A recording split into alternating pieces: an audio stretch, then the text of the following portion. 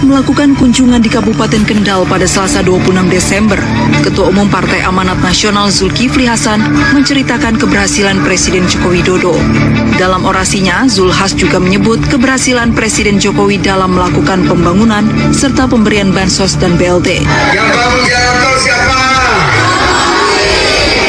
Yang kasih bansos sama BLT siapa? Yang suka sama Jokowi angkat tangan. Loh, Pak Jokowi itu pan itu Pak Jokowi. Makanya kita dukung Gibran. Cocok? Gibran itu siapa sih? Anaknya Pak Jokowi. Bansos ini bukan punya Pak Jokowi dan itu adalah hak rakyat. Coba kita perhatikan, ketika dia menyalurkan bansos ada poster anaknya Prabowo Gibran di sekitar lokasi pembagian bansos. Lalu kemudian orang diminta berterima kasih bansos ini adalah karena kemauan Pak Jokowi, karena ini adalah proyeknya Pak Jokowi. Mari kita berterima kasih semua kepada Pak Jokowi. Para pemirsa sekalian, bansos ini bukan punya Pak Jokowi, bansos ini punya negara dan itu adalah hak rakyat. Ada delegitimasi terhadap MK. Kemudian Bawaslu juga demikian. MK tadi ya, penyaluran bansos itu melalui kementerian apa?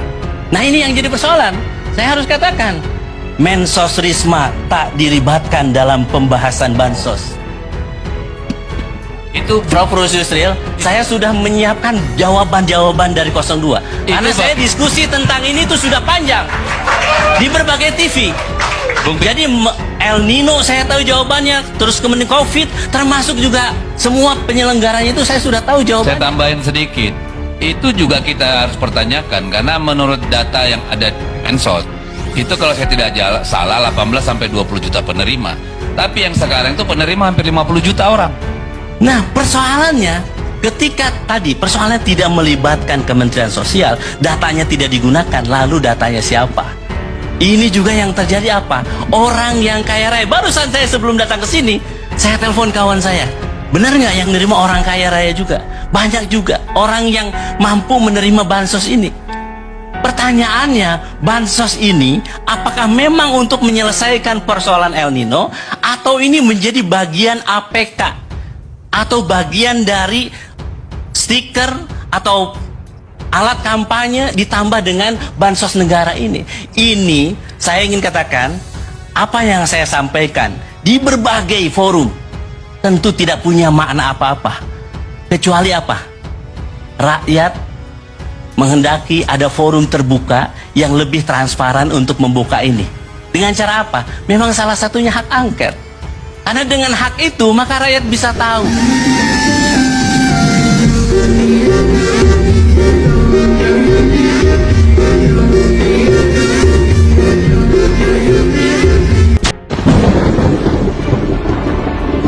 69% penerima bansos mencoblos Prabowo Gibran. Nyaris 70%. Kantong biru bansos Jakarta itu warnanya biru. Sama dengan kaosnya Prabowo Gibran, warnanya biru juga. Bansos yang sangat luar biasa menjelang pemilu. Saya akan jawab. Ada yang mengatakan bahwa ini adalah El Nino. Saya pelajari ini El Nino. El Nino itu kalau dibandingkan dengan 2023, 2024 saat ini, maka harus saya katakan lebih panjang, lebih panas kondisinya ketika 2015 lalu. El Nino itu. Tapi saya harus katakan Bang Maman bahwa bansosnya tidak sebesar saat ini. Maka saya membandingkan data, saya tanya teman di BMKG, saya tanya teman di Badan Anggaran, apakah ini wajar atau tidak? Sehingga saya terakhir ini mendapatkan satu data yang menarik, yaitu survei LSI tanggal 19 sampai 21 Februari. 69% penerima bansos mencoblos Prabowo Gibran. Nyaris 70%. Kantong biru bansos Jakarta itu warnanya biru. Sama dengan kaosnya Prabowo Gibran, warnanya biru juga. Dan saya menemukan data dan fakta, dan ini sudah ada di Timnas 01, bahwa pembagian bansos juga ada kaosnya juga, ada stikernya juga, dan yang membagikan adalah aparat. Itu sebagian ada amplopnya juga. Betul, saya kaget itu ke 300.000 kok, loh nilainya kok sama dengan di dapil saya. Terus cara-caranya memanggil aparat juga kenapa sama? Karena dengan hak itu maka rakyat bisa tahu jawaban-jawaban kekhawatiran itu. Benar nggak bansos ini dipolitisasi? Benar nggak aparat ini dimobilisasi untuk memilih 02? Benar tidak Saat ini ketika KPU membiarkan cawapresnya menjadi Gibran tanpa ada PKPU, bisa dibenarkan atau tidak? Jadi sebetulnya banyak pertanyaan-pertanyaan publik yang saat ini ditanyakan dan seharusnya memang ini bisa dijawab. Dan kita mengatakan, Bang Karni, saya sebagai generasi muda ya yang berada di PKS selalu mengkhawatirkan ini. Kami ini jarang sekali anak dari seorang pejabat ini, pejabat itu. Kami ini proses kaderisasinya berjenjang dari bawah. Tidak ada anak pejabat dan sebagainya. Sehingga ketika melihat fenomena ini, kami khawatir virus nepotisme yang digunakan ini menjalar dari pusat sampai ke bawah. Sehingga yang kita harapkan adalah ayo kita buka. Supaya apa? Pemilunya kredibel. Pilpresnya nanti presiden kita bukan presiden dengan dasar kecurangan, tetapi presiden yang betul-betul menang karena memang tidak menggunakan cara-cara yang curang.